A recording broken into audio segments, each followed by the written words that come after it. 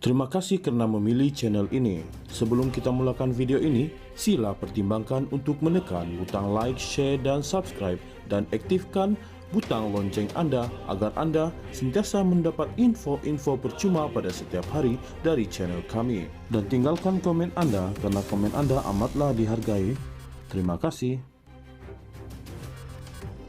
Minggu ini sememangnya minggu yang mencorakkan kepimpinan Perdana Menteri Datuk Seri Anwar Ibrahim apabila beliau mencatatkan kejayaan berganda, hubungan diplomatik dan isu ekonomi yang sukar dipertikaikan walaupun oleh pihak pembangkang.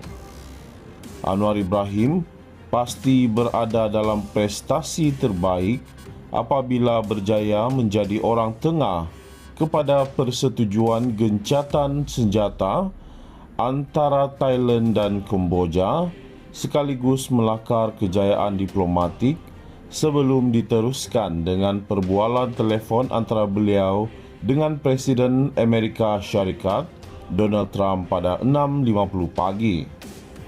Perdana Menteri menerima banyak mesej daripada pemimpin dunia yang mengucapkan tahniah kepada beliau kerana berjaya mengendalikan konflik yang berpotensi mengundang bahaya antara dua negara jiran itu. Tindakan berkenaan ialah ujian besar buat Anwar Ibrahim selaku pengerusi ASEAN, namun beliau berjaya mengharungi cabaran itu apabila membawa pemimpin Thailand dan Kemboja ke Kuala Lumpur untuk berdialog. Perdana Menteri turut memastikan pegawai dari Amerika Syarikat dan China, dua kuasa besar yang penting di rantau ini, hadir sebagai pemerhati semasa rundingan dijalankan. Jelas terbukti bahawa sikap Malaysia yang berkecuali dengan tidak berpihak kepada mana-mana negara terlibat membuatkan hasil apabila berjaya membawa dua negara yang sedang bersengketa itu ke meja rundingan. Trump sendiri dilaporkan campur tangan dalam rundingan gencatan senjata itu dengan mengugut kedua-dua negara terbabit untuk mengenakan tarif yang berat, namun peranan utama Malaysia dalam menjadi perantara telah memberikan kelebihan diplomatik kepada negara ini. Dalam masa yang sama, Malaysia mendapat penangguhan yang amat memberikan kelegaan kepada negara selepas Amerika Syarikat bersetuju untuk mengurangkan tarif berat yang dilihat mengancam ekonomi yang dipacu ekspor Malaysia. Sebelum itu, Washington mengenakan tarif hingga 25% terhadap Malaysia atas alasan amalan perdagangan dan mata wang yang tidak adil. Minggu ini, Rumah Putih bersetuju untuk mengurangkan kadar itu kepada 19%, memberikan kelegaan kepada sektor utama Malaysia, terutamanya elektronik dan minyak sawit, serta kelegaan itu didengari di seluruh negara. Tidak syak lagi, Anwar Ibrahim telah diberi persiapan rapi oleh para pegawai sebelum perbualan telefon dibuat antara beliau dan Trump.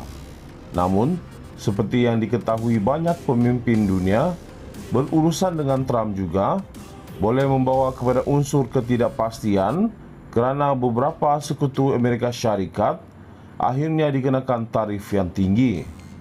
Kedua-dua kejayaan yang dikendalikan oleh Anwar itu menunjukkan bahawa diplomatik strategik diusahanya dengan tepat selain serangan persona pribadi yang memang menjadi kekuatan beliau. Kini, pemimpin dunia telah menyaksikan bagaimana Anwar Ibrahim mampu untuk terus menghubungi rakan sejawatan beliau. Dunia juga pasti melihat nilai Malaysia sebagai kuasa penstabil dan rakan ekonomi. Minggu ini bukan sahaja menjadi kejayaan pribadi buat Anwar dan kerajaannya, tetapi juga sebagai peringatan bahawa kuasa pertengahan seperti Malaysia turut mampu menentukan hasilnya apabila memilih penglibatan berbanding pendirian seperti mana dinyatakan oleh seorang penganalisis. Minggu ini sememangnya minggu yang mencorakkan kepimpinan Perdana Menteri Datuk Seri Anwar Ibrahim apabila beliau mencatatkan kejayaan berganda, hubungan diplomatik dan isu ekonomi yang sukar dipertikaikan walaupun oleh pihak pembangkang. Anwar Ibrahim pasti berada dalam prestasi terbaik apabila berjaya menjadi orang tengah kepada persetujuan gencatan senjata antara Thailand dan Kemboja sekaligus melakar kejayaan diplomatik sebelum diteruskan dengan perbualan telefon antara beliau dengan Presiden Amerika Syarikat Donald Trump pada 6.50 pagi. Perdana Menteri menerima banyak mesej daripada pemimpin dunia yang mengucapkan tahniah kepada beliau kerana berjaya mengendalikan konflik yang berpotensi mengundang bahaya antara dua negara jiran itu. Tindakan berkenaan ialah ujian besar buat Anwar Ibrahim selaku pengerusi ASEAN, namun beliau berjaya mengharungi cabaran itu apabila membawa pemimpin Thailand dan Kemboja ke Kuala Lumpur untuk berdialog. Perdana Menteri turut memastikan pegawai dari Amerika Syarikat dan China, dua kuasa besar yang penting di rantau ini, hadir sebagai pemerhati semasa rundingan dijalankan. Jelas terbukti bahawa sikap Malaysia yang berkecuali dengan tidak berpihak kepada mana-mana negara terlibat membuatkan hasil apabila berjaya membawa dua negara yang sedang bersengketa itu ke meja rundingan.